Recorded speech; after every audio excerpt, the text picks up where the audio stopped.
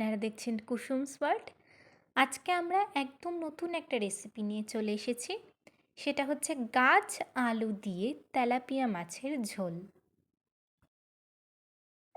এই হচ্ছে সেই আলু যার কথা আমরা আপনাদেরকে বলছি। এটাকে অনেকে মেটে আলু বলে এবং অনেকে গাছ আলুও বলে থাকে। এটাকে আমরা এবার কেটে নেব ছোট ছোট পিস করে। আচ্ছা, আপনারা যদি এটাকে বাড়িতে নিজেরাই কাটতে চান তাহলে কিন্তু এটাকে ছুরি দিয়ে কখনোই কাটা যাবে না, বটি দিয়ে এটাকে কাটতে হবে।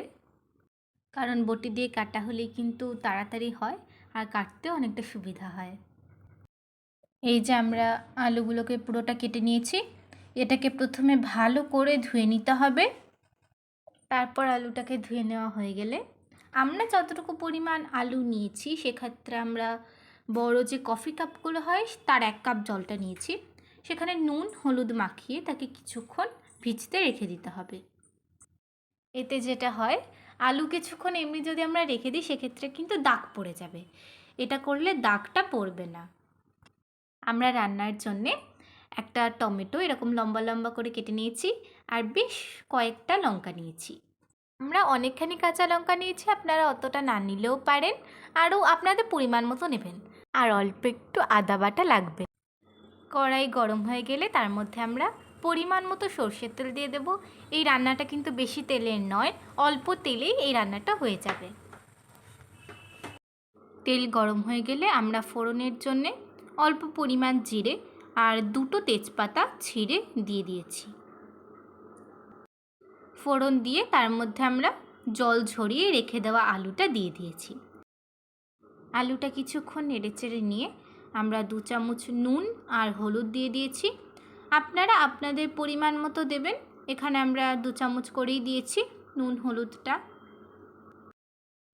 তারপরে আমরা দিয়ে দেব 1 চামচ মতো আদা বাটা।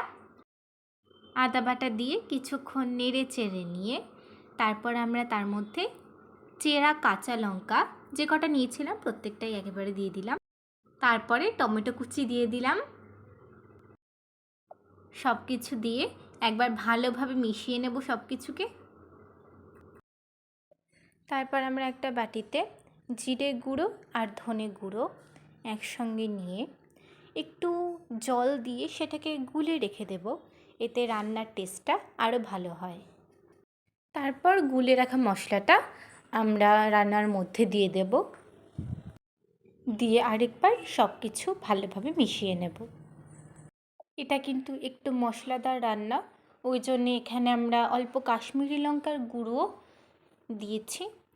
যেহেতু এই রান্নাটা একটু অন্যরকম, তার মধ্যে আমরা আবার মাছও দেব, ওই জন্যে এরকম মশলা দিয়ে করলে খুবই সুন্দর লাগবে খেতে। তারপর 5 মিনিট একটু কষিয়ে নেওয়ার পরে আমরা তার মধ্যে জল দিয়ে দিচ্ছি। জল দিয়ে ভালোভাবে নেড়ে চেড়ে নিয়ে এটাকে কিছুক্ষণ রেখে দেব যতক্ষণ না ফুটে উঠছে। ঝোল ফুটে ওঠার পরে আমরা তার মধ্যে এক এক করে মাছ দিয়ে দেব। এখানে আমরা কিন্তু তেলাপিয়া মাছ ইউজ করেছি এই রান্নাটায়। আপনারা চাইলে অন্য যে কোনো মাছ ইউজ করতে পারেন। মাছ দেওয়ার পরে ঢাকা দিয়ে 15 মিনিট রেখে দিলেই কিন্তু আমাদের এই মাছের ঝোল একেবারে রেডি। এরকমভাবে যদি গাছ আলু দিয়ে আপনারা তেলাপিয়া মাছের ঝোল করে খান তাহলে কিন্তু খুব সুন্দর লাগবে খেতে। পুরো ভিডিওটা আপনাদের যদি ভালো লেগে থাকে, আপনারা যদি উপকৃত হন, তাহলে আমাদের চ্যানেলটিকে সাবস্ক্রাইব, লাইক আর শেয়ার করে দেবেন।